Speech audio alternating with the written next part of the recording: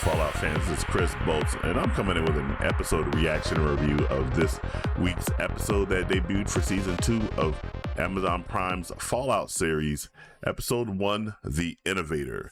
Now, before I do get into the content, do make sure you like, share, subscribe, turn on those post notifications. All that stuff really does help me out. Now, what we're looking at right here is the past. This is the current iteration of Las Vegas as shown in the Fallout universe. At the beginning of the episode, we are first introduced to the entrepreneur and innovator Robert House, who basically is the Fallout world's version of Elon Musk. Here he is right here. As you can see right here, he's taunting some thugs. And he's got a reason why he's taunting these thugs, because he wants them to come out in the back with him to do a private transaction, if you will. He shows them a wad of money right here, as you can see. And all he wants this guy to do is just put this transmitter, or allow the access to the back of his neck, rather, to put this transmitter on the back of his neck. Now, this is kind of an interesting situation right here, because the guy is obviously skeptical of the transmitter, but he goes ahead and exposes his neck anyway so that Robert House can go ahead and jam it into the back of his neck. And then once he does jam that thing into the back of his neck, he then tells him to go ahead and start attacking his compatriots that follow him out in the back. He does do that. He goes in there and he beats up the compatriots, kills them, but the transmitter still has a lot of kinks within them. He starts resisting the transmitter, and I won't play it right here because Robert House is going to jack this thing all the way up to the max settings, and the guy's head explode. So I don't want YouTube to go in there and copyright or claim my video or demonetize it, even though I'm not monetized right now. I still don't want that stuff to happen, so I'm not going to show that scene right here for you. But needless to say, it's very visceral, it's very violent, and it really does show that this is trying to stay true to the Fallout series with regards to the visceral nature with how some things happen to people in the series. Then we go over to the present now, and in the present, we see this group of bandits called the Cons that are holding the ghoul hostage. You see this one using that special inhaler the ghoul has to inhale in order to keep his sanity and not turn into a full ghoul. It's a trap, if you will, because obviously the ghoul is a very smart, cunning assassin slash mercenary. He did this on purpose so that he can go ahead and get captured, because they wanted to go ahead and get some information from these bandits. And he's sitting there calling on for Lucy right here to go ahead and free him, or to start shooting at the bandits. Of course, Lucy still has that naivete about her, just getting out of Vault 33. She hasn't been out of Vault 33 for that very much a long time. There's dog beat set next to her. So she doesn't want to do a lot of violence, doesn't want to do a lot of killing, still doesn't believe in any of that. But eventually she does go ahead and she tries to negotiate with them. These being bandits, it falls on deaf ears. And so she does end up shooting one of the bandits in the butt and then in the arm, shoots another car, and then eventually shoots the rope that is holding up the ghoul. And the ghoul is a different beast entirely. He goes to town and he just starts wailing and just shooting and doing all kinds of really big things. And I'm not going to show that here. Well, I'll show this right here because that's not going to be that violent or that graphic. This is that graphic either. But that right there, he's about to get ready to get up there and just start just blowing people apart. And that leads to this tense exchange while they're walking in the desert. Lucy has her set of principles and ideals, whereas the ghoul is saying, well, that's great that you have your set of principles and ideals, but here in the wasteland, it's kill or be killed, and eventually that's going to catch up to you. So there might be a little bit of foreshadowing right there with regard to that information. Now we go back to the past to see Cooper Howard in the past, which, if you haven't figured out by now, he's the ghoul in the present, and he knows his wife is up to no good. His wife, Barb Howard, being a high-level executive for Vault Tech Corporation, he knows she's up to no good, but he doesn't know the extent to which how far it goes. However, he does know that there's something bad that's going to be happening, so he takes his daughter Jamie and they start trying to run away. When that's when the civil alert broadcast system comes on and starts blaring that loud siren that you will hear when there's some really big type of trouble getting ready to go off. And as you can see here, there's a Vault Tech employee that is in the neighborhood who's working, and he shoots a glance right over at Cooper Howard and just gives him a smile, because Cooper Howard happens to be the face of Vault Tech Industries and you'll see right here, he's looking around at everything that's going on. But there's a scene where he goes up and he looks into the sky and he sees himself right there. Now, if you are familiar with the games, you know that there's this bobblehead in the game that is the cartoon representation for Vault Tech Industries. Well, in the series, Cooper Howard happens to be that bobblehead, and you see he's got the thumbs up, he's got the smile going and all that, and you got the ironic title that says "Keep Your Loved One Safe, Vault Tech Industries." And we got this big giant helicopter, which is reminiscent of the type of helicopters that the Brotherhood of Steel uses in the background. Now we come over here and we go over to Vault 31, or is it Vault 33? I'm sorry, it says the number right there, Vault 33. We're in Vault 33. Vault 33 is trying to recuperate from being invaded by those bandits.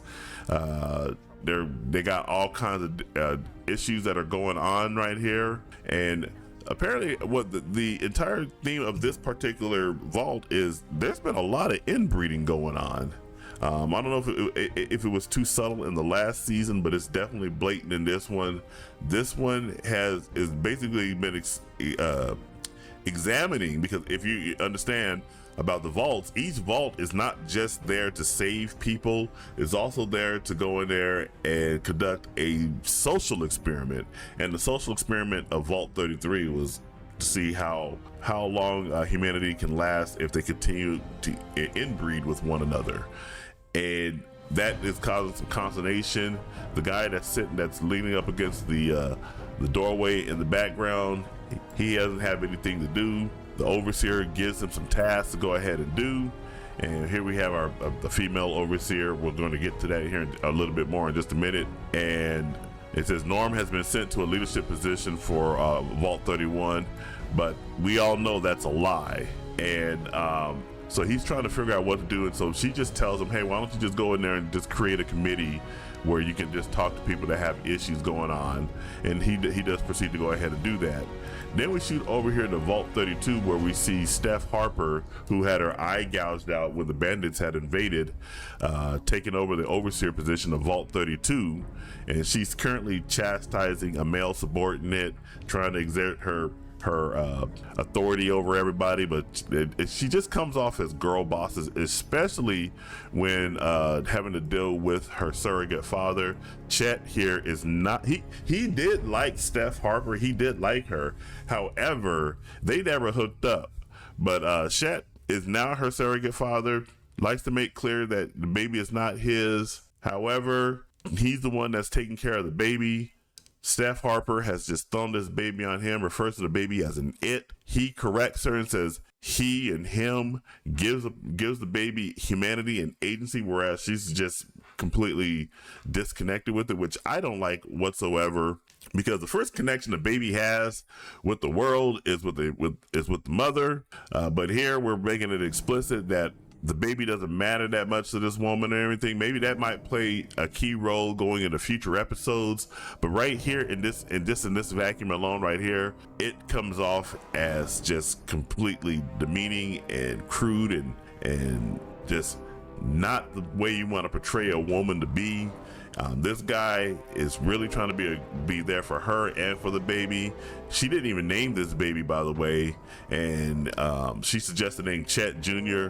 He's like, nah, that can't be, because my daddy is Chet Jr., so that makes me Chet the Third. And she does a very threatening thing right here with this knife, where she drives the knife into the desk because she's getting tired of him giving her lip, which is complete and utter bullshit. The neighbors started calling him Chet Jr. She says, "Oh, we'll just go with that," and that's his father name. And she just don't want any pushback, so she drives the knife into the desk to let him get the idea. Hey, we are not having this argument. Go about your business with this baby and whatnot. Then we come over here to Vault 31. Vault 31 happens to be the vault where all the Vault Tech executives are staying. Bud's brain on Aruba is the overseer, and it only has to be that because this is just a vault for the Vault Tech executives who are in cryogenic sleep. But Norm is trapped in here. Norm McClane, who is Lucy's little brother, is trapped in this vault with this brain, and he's running out of supplies, he's running out of food, he's running out of water, and the Bud's brain on Aruba is just teasing them. And you tell them that when they're going back to the surface is when it's the reclamation day.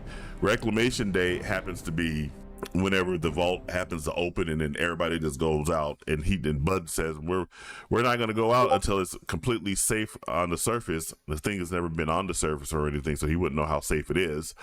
But so yeah, he's trapped down in there. He's waiting for he wants Norm to get inside of his father's cryogenic chamber, but he's not going to do that.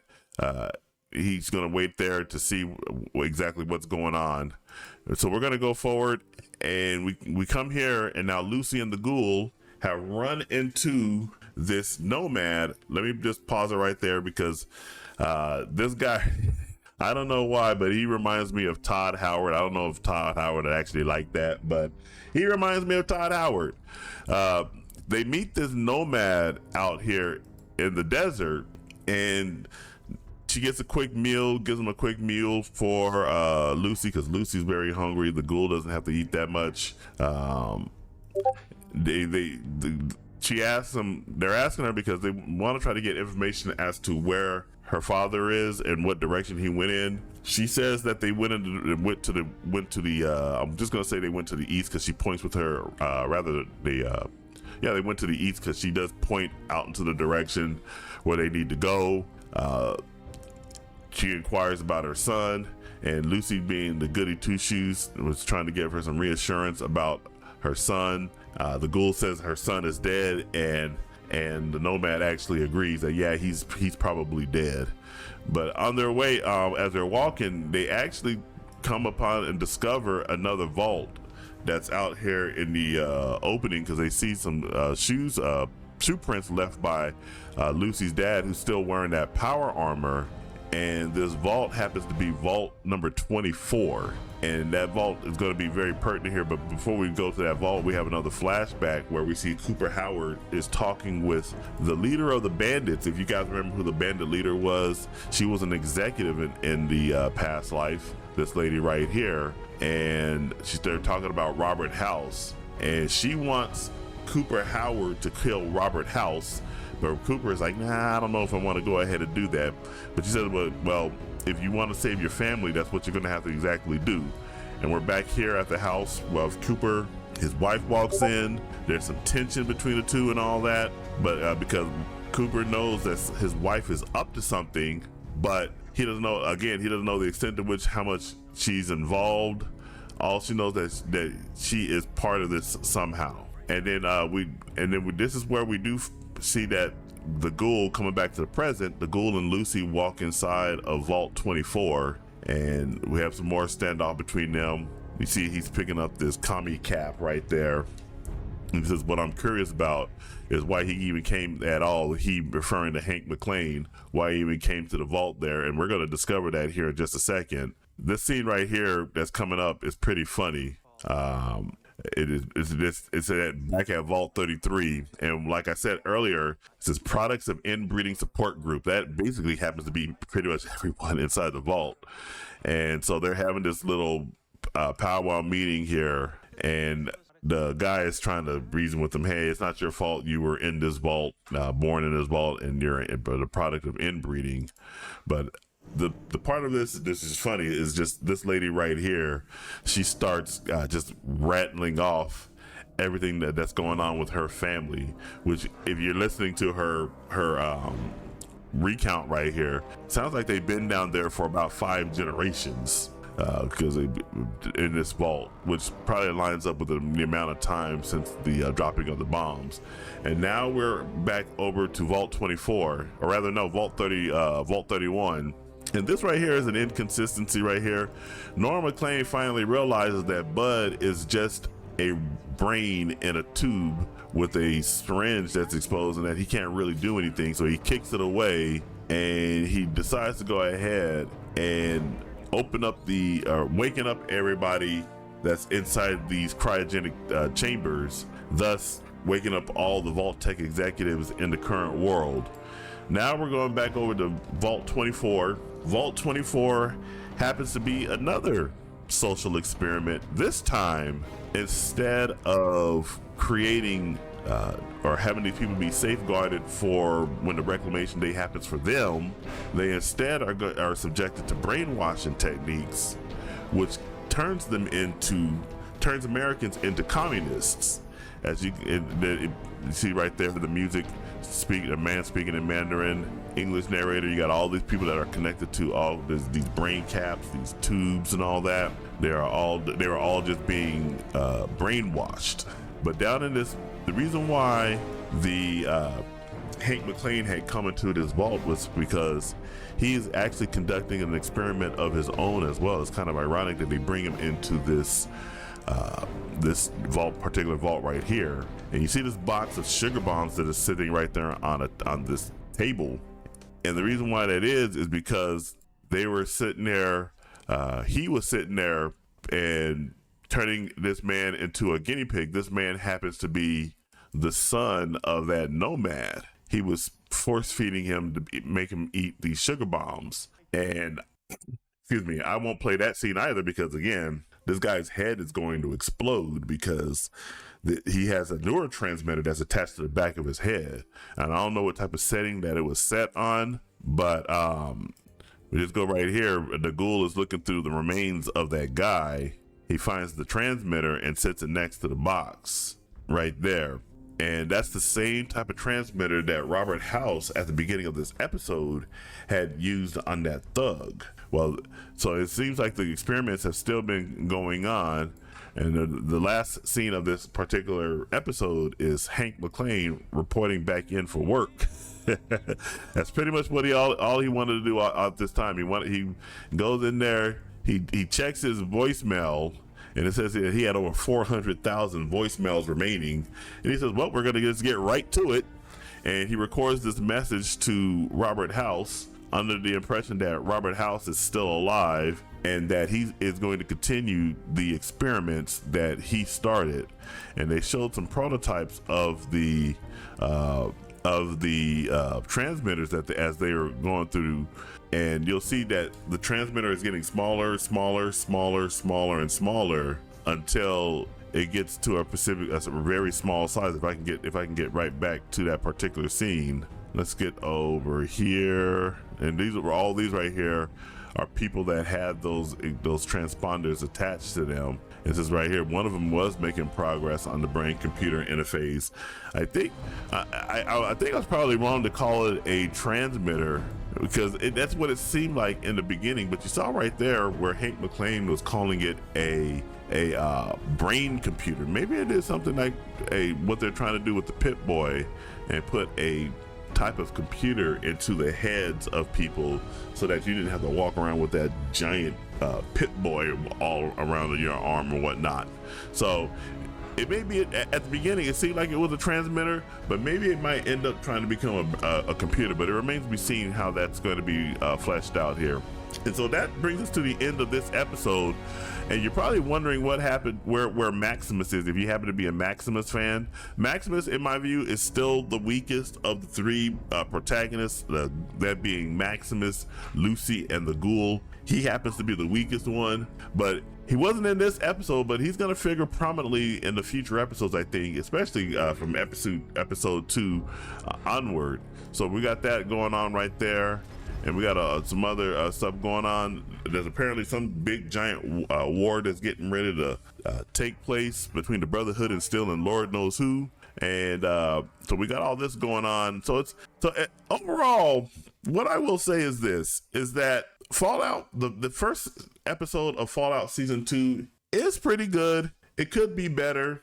There are some missed opportunities, if you will, some rushed portions, some trying to play catch up to get everybody reacclimated with these characters. I didn't care for the part where the Overseer had really went in there and started just being a bitch to her subordinate and also to her surrogate father. That just came off wrong in my view.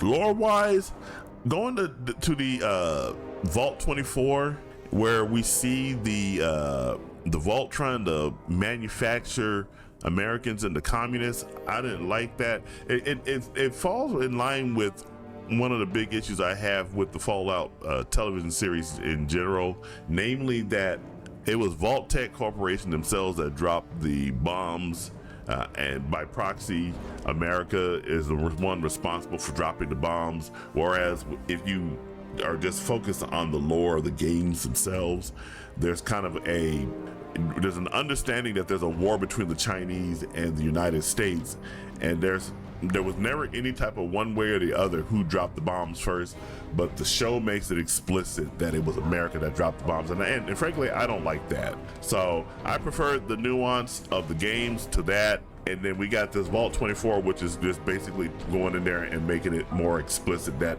the Americans were the aggressors in the war.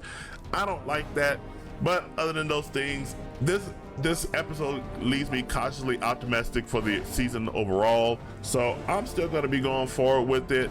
I'm going to give this episode a 7 out of 10. Like I said, cautiously optimistic, some missed opportunities here and there, but I'm certainly looking forward to the next episode. What are your guys' thoughts on this episode? Jump down in the comments and let me know what you think, and make sure you do like, share, subscribe, turn on those post notifications. All that stuff really does help me out. And remember, this is Chris Bolts signing off, and I will catch you guys in the next video. Take it easy.